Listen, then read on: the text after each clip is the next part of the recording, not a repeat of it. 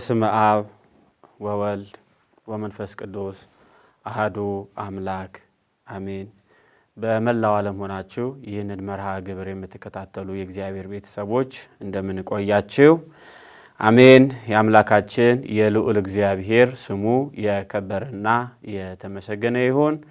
የእናታችን የእመቤታችን የቅድስት ድንግል ማርያም አማላጅነት፣ የቅዱሳን መላእክት ተራዳኢነት፣ የጻድቃን የሰማዕታት ጸሎታቸውና መልጃቸው በሕይወት ዘመናችን ሁሉ ይከተለን። ለዛሬው በሚኖረን መርሃ ግብር በዚሁ በመዝሙረ ዳዊት መዝሙር 43 ከቁጥር 3 ላይ ያለውን ኃይለ ቃል አንስተን እንነጋገራለን። የትምህርታችን ርዕስ የሚሆነው ብርሃንህንና እውነትህን ላክልን በሚል ይሆናል። ብርሃንህንና እውነትን ላክልን። ብርሃንህን ላክልን በሚል ርዕስ የምንማማር ይሆናል። መዝሙረ ዳዊት መዝሙር 43 ከቁጥር 3 እግዚአብሔር መንፈስ ቅዱስ ጉባኤያችንን ይቆጣጠርልን። እግዚአብሔር መንፈስ ቅዱስ ለነቢያት፣ ለሐዋርያት፣ ለሊቃውንት ምስጢሩን ማስተዋሉን ጥበቡን እንደገለጠላቸው ለእኛም ምስጢሩን ማስተዋሉን ጥበቡን ገልጦ ቅዱስ የሆነውን ዘላለማዊ የሆነውን ቃሉን እንድንማማር የእግዚአብሔር መንፈስ ቅዱስ ይርዳን። ብርሃንህን ላክልን። እንደ ቅድስት ቤተ ክርስቲያናችን አስተምሮ ከታኅሳስ 14 እስከ 20 ያለው ይህ ወቅት እንግዲህ ብርሃን ተብሎ ይጠራል። በዚህ ወቅት ነቢያት ስለ ክርስቶስ የተናገሩትን ብርሃንህን ላክልን እያሉ የጮሁት ጩኸት የሚታሰብ ይሆናል ማለት ነው። ይህ የሚያንደረድረን ወደ ጌታችንና ወደ መድኃኒታችን ወደ ኢየሱስ ክርስቶስ የልደት በዓል እንደሆነ ደግሞ እያሰብን ይህንን ቃል እንማረዋለን። የእግዚአብሔር ቤተሰቦች ልብ በሉ። በዚህ ወቅት ጌታችን መድኃኒታችን ኢየሱስ ክርስቶስ ወደዚህ ዓለም እንዲመጣና እንዲያድናቸው ነቢያት የጮሁበት ከአርያም ክንድህን ላክ፣ ከአርያም ብርሃንህን ላክ እያሉ የተናገሩበት ወቅት እንደሆነ እናየዋለን ማለት ነው። እንግዲህ የእግዚአብሔር ቤተሰቦች ብርሃንህን ላክ ብሎ ልበ አምላክ መዝሙረኛው ዳዊት ይህንን ቃል ሲናገር እናየዋለን። በወቅቱ ወይም ደግሞ በጊዜው የምታበራላቸው ፀሐይ ነበረች። ነገር ግን በሥጋ ዓይናቸው ታውሮ ሳይሆን የነፍሳቸው ብርሃን ስለጨለመባቸው የእግዚአብሔር ቤተሰቦች ውሳጣዊ የሆነው ልቦናቸው ስለጨለመ የነፍሳቸው የውስጣቸው የመንፈሳቸው ዓይን እንዲበራላቸው ለዛ ደግሞ የሚያስፈልጋቸው የእግዚአብሔር ብርሃን ስለሆነ በብርሃን መመላለስ ስላለባቸው ብርሃንህን ላክልን ብለው ሲጠሩት እናያለን። ነቢያቱ ብርሃንህን ላክልን ይላሉ። የእግዚአብሔር ቤተሰቦች በጨለማ ይኖሩ ስለነበረ ነው። ምክንያቱም የእግዚአብሔርን ረድኤት በረከት አጥተው ስለነበረ በዛ መኖር በጨለማ መኖር ስለሆነ ለዚህ ነው ልበ አምላክ መዝሙረኛው ዳዊት አቤቱ ብርሃንህን ላክልን እያሉ ሲለምኑት የምናየው ማለት ነው። እንግዲህ የቤተ ክርስቲያናችን ሊቁ ቅዱስ ያሬድ ይህንን ወቅት እንግዲህ ብርሃን ብሎ አስቀምጦታል። ከታኅሳስ 14 እስከ 20 ያለውን ቅዱስ ያሬድ ኢትዮጵያዊው ሊቅ ይህ ወቅት ስለ ጌታችንና ስለ መድኃኒታችን ስለ ኢየሱስ ክርስቶስ የተነገሩ ትንቢቶች በብርሃን መመሰሉ የሚነገርበት እንደሆነ እናየዋለን ማለት ነው። ለዚህም ነው በመዝሙሩ ለጽዮን የደስታ ቃልን የሚነግራት ወልድ በምስጋና እንደሚመጣ አስቀድሞ በኦሪት ተነገረ የሚለው። አስቀድሞ በኦሪት የተነገረለት ዳግመኛም በዳዊት አንደበት በእግዚአብሔር ስም የሚመጣ ብሩክ ነው አለ። ወደ ዓለም የመጣው ብርሃን ለጻድቃን የሚያበራ የቤተ ክርስቲያን ሙሽራዋ የጠፋውን ይረዳ ይፈልግ ዘንድ የተበተኑትን ይሰበስብ ዘንድ ብሎ ሊቁ ቅዱስ ያሬድ ይህንን ሲፈታውና ሲያብራራው እናየዋለን ማለት ነው። ስለዚህም በዚህ ወቅት የቤተ ክርስቲያን ብርሃኗ የሆነ የቤተ ክርስቲያን ሙሽራዋ የሆነ ለጻድቃን የሚያበራላቸው ብርሃን ወደዚህ ዓለም እንዲመጣ የለመኑበትንና ጌታችን መድኃኒታችን ኢየሱስ ክርስቶስን የምናስብበት እንደሆነ ልብ ብለን ልናየው ያስፈልገናል ማለት ነው። እንግዲህ ዕለቱ የእግዚአብሔር ቤተሰቦች ሳምንቱ ብርሃን በሚለው የሚታሰብበት እንደገና ደግሞ የእግዚአብሔር ቤተሰቦች በዚህ በመዝሙረ ዳዊት ላይ ያለው ብርሃንህን ላክልን፣ ብርሃንህንና ጽድቅህን ላክልን እየተባለ የተነገረውን ቃል የምናስብበት እንደሆነ እናየዋለን ማለት ነው። እንግዲህ ልብ በሉ ብርሃን ተብሎ የተቀመጠው ብርሃነ ረድኤትህን ላክልን ማለት እንደሆነ በትርጓሜውም ጭምር የምናየው ነው። የሰው ልጅ ይኖር የነበረው በጨለማ ስለሆነ ነው። የእግዚአብሔር ቤተሰቦች የሰው ልጅ በአዳም በደልና ኃጢአት ምክንያት ምድሪቱን ጨለማ ወርሷት ነበረ። የእግዚአብሔር ረድኤት ርቋት ነበረ። የሰው ልጅ በኃጢአት ምክንያት እግዚአብሔርን የሚያህል አባት አጥቷል። ገነትን የሚያህል ቦታ ደግሞ ተነጥቋል። ስለዚህ ከእግዚአብሔር ከቅፉ የወጣበት የራቀበት ረድኤት ያጣበት ስለነበረ ይህንን ወቅት በጨለማ መስለውታል። የእግዚአብሔር ቤተሰቦች በጨለማ መጓዝ እጅግ በጣም አደጋ አለው። በጨለማ መጓዝ እንቅፋት እንዲበዛ ያደርጋል፣ ለእንቅፋትም ይዳርጋል። እግዚአብሔርን አለማወቅ በጨለማ መኖር እንደሆነ ያስቀመጡበት እንደሆነ እናያለን ማለት ነው። ስለዚህ የእግዚአብሔር ቤተሰቦች ብርሃንህን ላክልን። በብርሃን የተመሰለው ጌታችን መድኃኒታችን ኢየሱስ ክርስቶስ ወደዚህ ዓለም እንዲመጣ ይህንንም ዓለም እንዲያድን ይህንን ዓለም በጨለማ ለሚኖረው ብርሃን እንዲሆንለት ወደዚህ ዓለም እንዲመጣ የለመኑበት እንደሆነ እናየዋለን ማለት ነው። ለዚህም ነው በዮሐንስ ወንጌል ምዕራፍ 1 ከቁጥር 9 ላይ ለሰው ሁሉ የሚያበራ እውነተኛ ብርሃን አለው። ለሰው ሁሉ የሚያበራ እውነተኛ ብርሃን፣ በብርሃን ይመላለሱ ዘንድ ሰዎች የመጣ እውነተኛ ብርሃን ብሎ ያስቀምጥልናል። የእግዚአብሔር ቤተሰቦች እውነተኛ ብርሃን ብለዋል ወንጌላዊው ቅዱስ ዮሐንስ። ለሰው ሁሉ የሚያበራ እውነተኛ ብርሃን ወደዚህ ዓለም መጣ ብሎ ሲመሰክርለት ያ ጌታችን አምላካችን መድኃኒታችን ኢየሱስ ክርስቶስ እንደሆነ የምናየው ይሆናል ማለት ነው። የእግዚአብሔር ቤተሰቦች እንግዲህ ያ የጭንቀት ዘመን 5500 ዘመን በኦሪት የነበረው በጨለማ ተመስሏል። ነቢያት ብርሃንህን ላክልን ብለዋል። የእግዚአብሔር ቤተሰቦች ጌታችን አምላካችን መድኃኒታችን ወደዚህ ዓለም በመጣ ጊዜ ደግሞ እንዲህ አላቸው፣ እኔ የዓለም ብርሃን ነኝ፣ የሚከተለኝ የሕይወት ብርሃን ይሆንለታል እንጂ በጨለማ አይመላለስም ብሎ በዮሐንስ ወንጌል ምዕራፍ 8 ከቁጥር 12 ላይ ሲያስተምራቸው እናየዋለን ማለት ነው። ስለዚህ ጌታችን መድኃኒታችን ኢየሱስ ክርስቶስ ወደዚህ ዓለም እውነተኛ ብርሃን ሆኖ እንደመጣ እናየዋለን። በመጀመሪያ የእግዚአብሔር ቤተሰቦች ብርሃን ተብሎ የተጠራ በብርሃን የተቀመጠልን ምንድን ነው ስንል እግዚአብሔር አምላካችን ብርሃን እንደሆነ እናየዋለን። በዚህም በዮሐንስ ወንጌል ምዕራፍ 1 ከቁጥር 4 እስከ 5 ላይ በእርሱ ሕይወት ነበረች፣ ሕይወትም የሰው ብርሃን ነበረች፣ ብርሃንም በጨለማ ያበራል፣ ጨለማም አላሸነፈውም ተብሎ የተቀመጠለት በመጀመሪያ ቃል ነበር፣ ቃልም በእግዚአብሔር ዘንድ ነበረ ተብሎ የተቀመጠለት ያ ጌታችን አምላካችን መድኃኒታችን ኢየሱስ ክርስቶስ እግዚአብሔር እንደሆነ እግዚአብሔር የዓለም ብርሃኗ እንደሆነ የምናይበት ይሆናል ማለት ነው። ስለዚህ በመጀመሪያ ብርሃን ተብሎ የተጠራው እግዚአብሔር አምላካችን ነው። እግዚአብሔር አምላካችን ብርሃን ተብሎ ተጠርቷል። ሌላኛውና ሁለተኛው ደግሞ የምናየው የእግዚአብሔር ቤተሰቦች ጌታችን አምላካችን መድኃኒታችን ኢየሱስ ክርስቶስ ብርሃን ተብሎ የተጠራበትን ነቢያቱ ብርሃንህን ላክልን ያሉት በኋላም እኔ የዓለም ብርሃን ነኝ አለ። በስተመጨረሻም ሐዋርያቱን እናንተ የዓለም ብርሃን ናችሁ ብሎ ወደ ዓለም እንዲልካቸውና ብርሃን የሆነው ክርስቶስን እንዲሰብኩ ብርሃን የሆነው ስራቸው በዓለሙ እንዲገለጥ ብርሃን የሆነው ወንጌልን እንዲያስተምሩ ያስተማራቸው እንደሆነ እናያለን ማለት ነው። ስለዚህ ጌታችን አምላካችን መድኃኒታችን ኢየሱስ ክርስቶስ ብርሃን ተብሎ ሲሰየምና ሲጠራ እናየዋለን።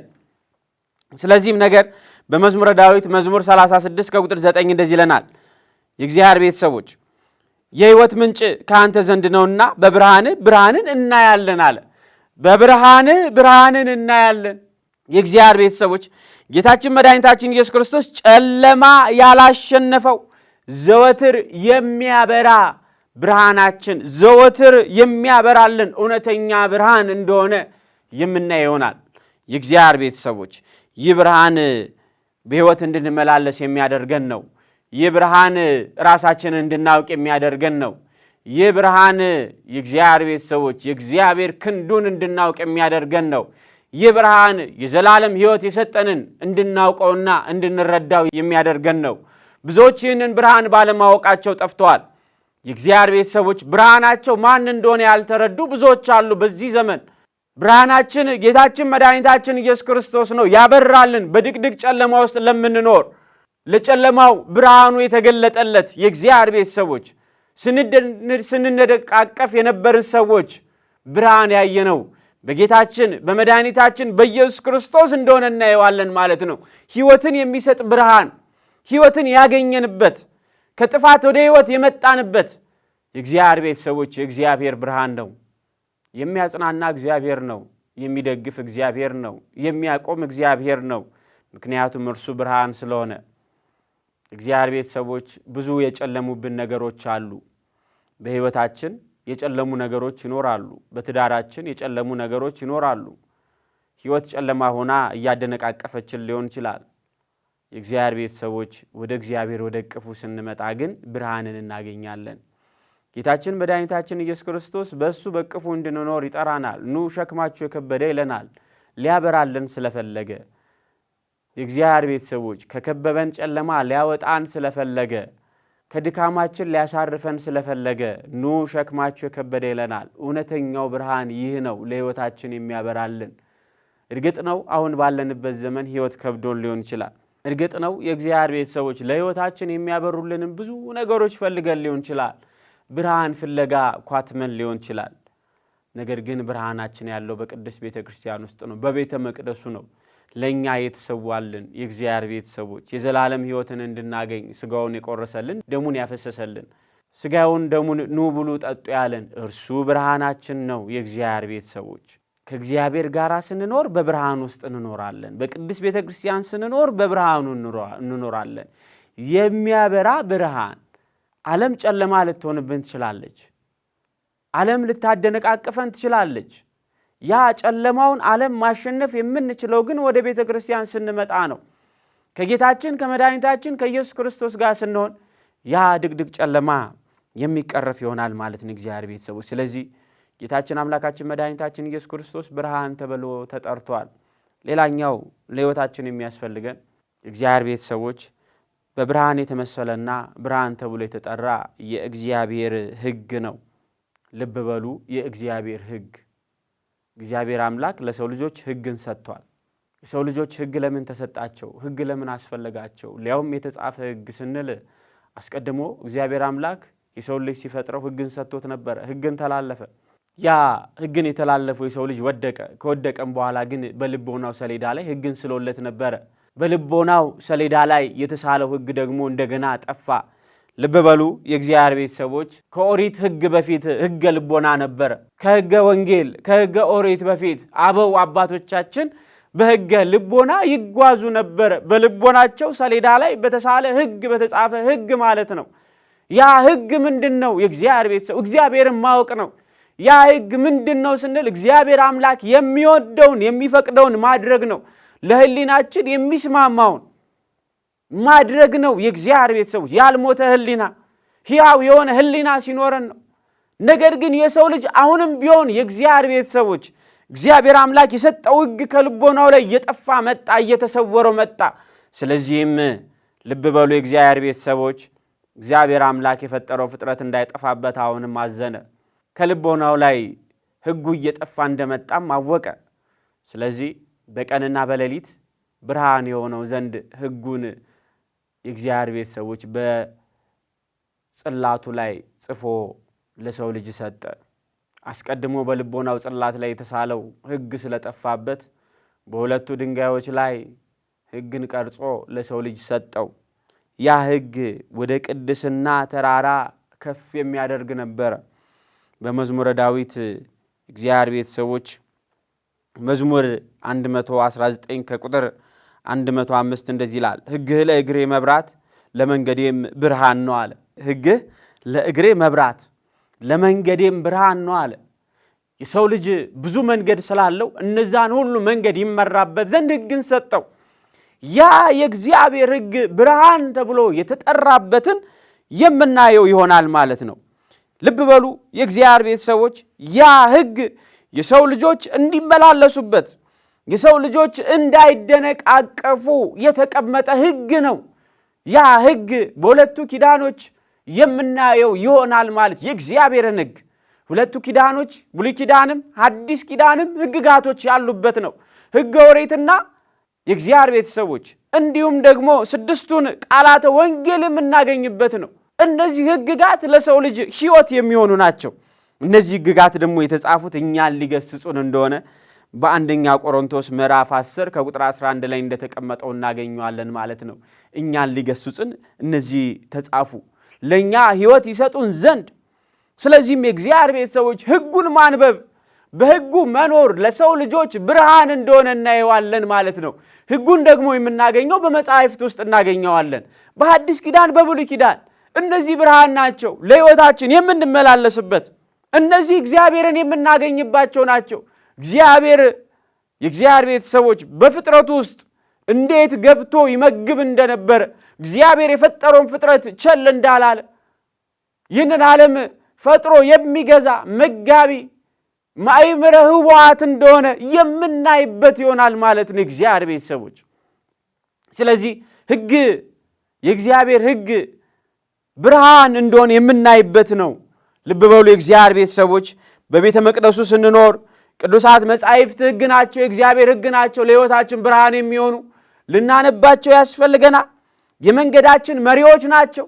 ቅዱሳት መጻሕፍት ብርሃን ናቸው፣ ለሕይወታችንን የሚመሩ ናቸው። ስለዚህም ልናነባቸው ያስፈልገናል። ልብ በሉ የእግዚአብሔር ቤተሰቦች፣ በብርሃን መመላለስ የምንፈልግ ከሆነ የእግዚአብሔር ቃል የተጻፈባቸውን መጻሕፍት ማየት ያስፈልጋል።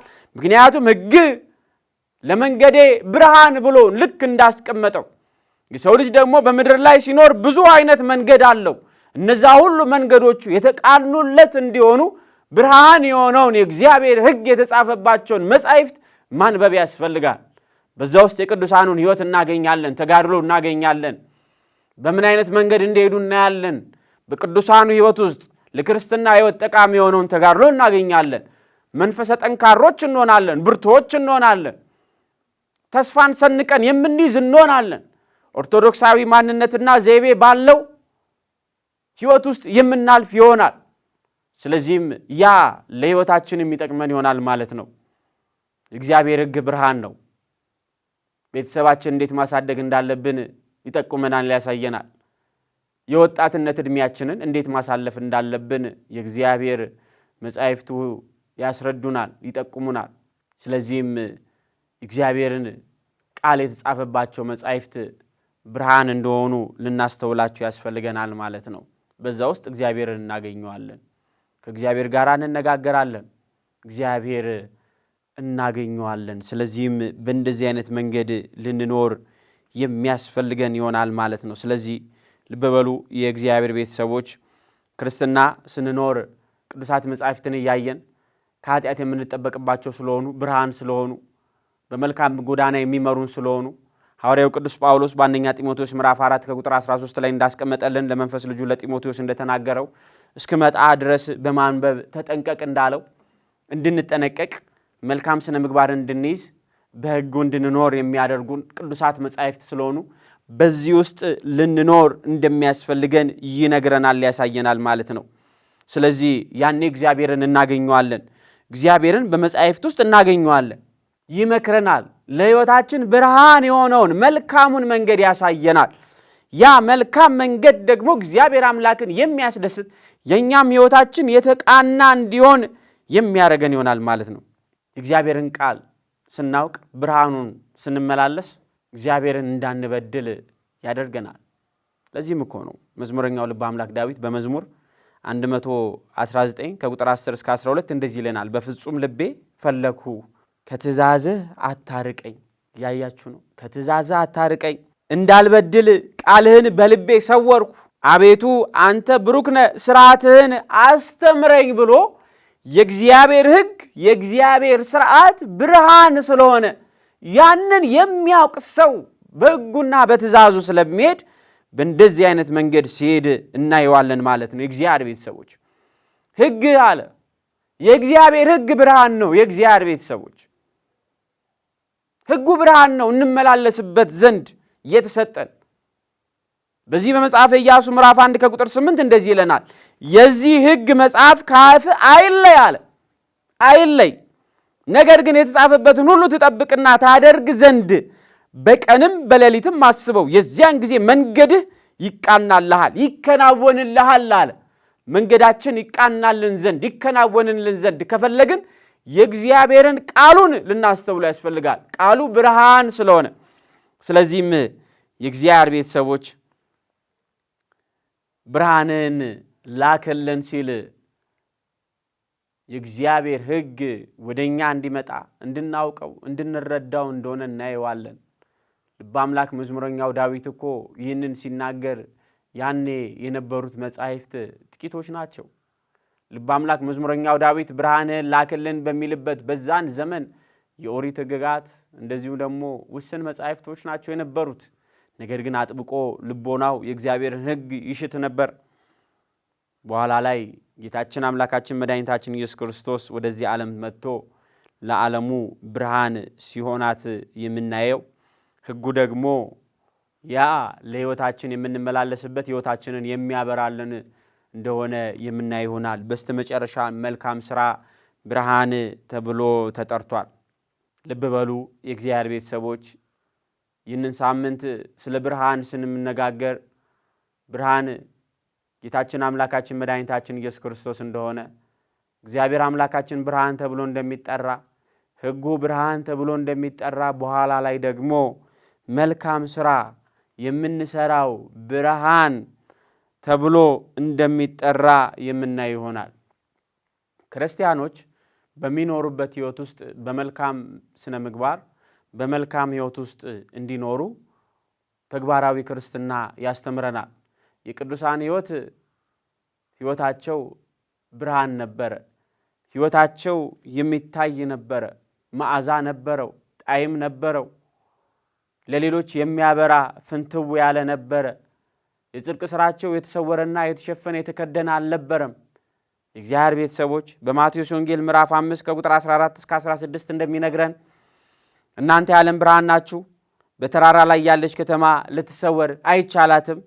መብራትንም አብርተው ከዕንቅብ በታች አይደለም እንጂ በመቅረዝ ላይ ያኖሩታል፣ በቤት ላሉት ሁሉም ያበራል። መልካሙ ሥራችሁን አይተው በሰማያት ያለውን አባታችሁን እንዲያከብሩ ብርሃናችሁ እንዲሁ በሰው ፊት ይብራ ይለናል።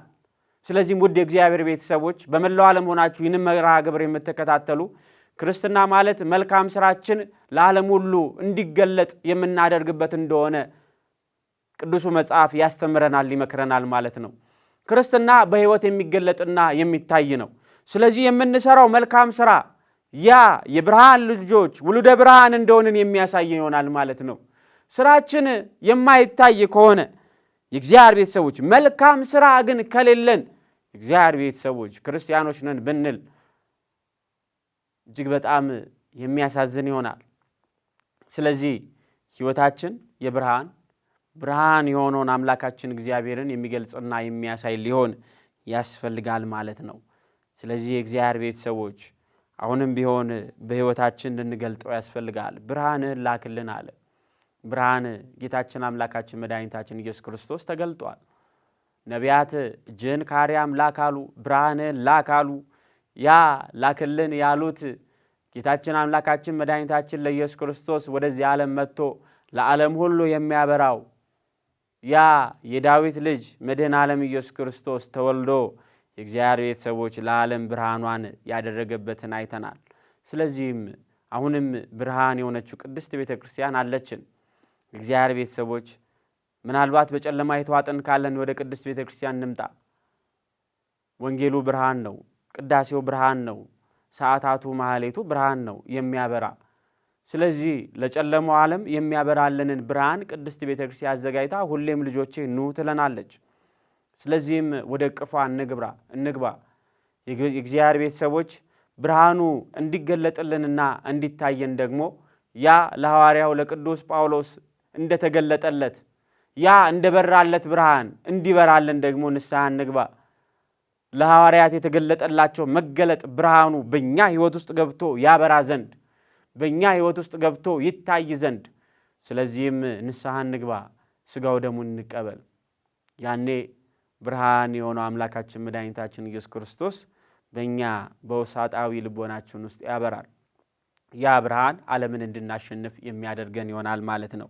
ስለዚህም ልበ አምላክ መዝሙረኛው ዳዊት ብርሃንህን ላክልን ብሎ ባስቀመጠው መዝሙር 43 ከቁጥር 3 እንደተቀመጠልን ብርሃኑ በሕይወታችን ላይ እንዲያበራ እንዲሁ ወደ ቅድስት ቤተ ክርስቲያን ልንቀርብ ያስፈልገናል። ያስተማረን የመከረን በነገር ሁሉ የረዳን የቅዱሳን አባቶቻችን አምላክ ልዑል እግዚአብሔር ስሙ የከበረና የተመሰገነ ይሆንልን። ወስብሐት ለእግዚአብሔር ወለወላዲቱ ድንግል ወለመስቀሉ ክቡር። ይቆየን።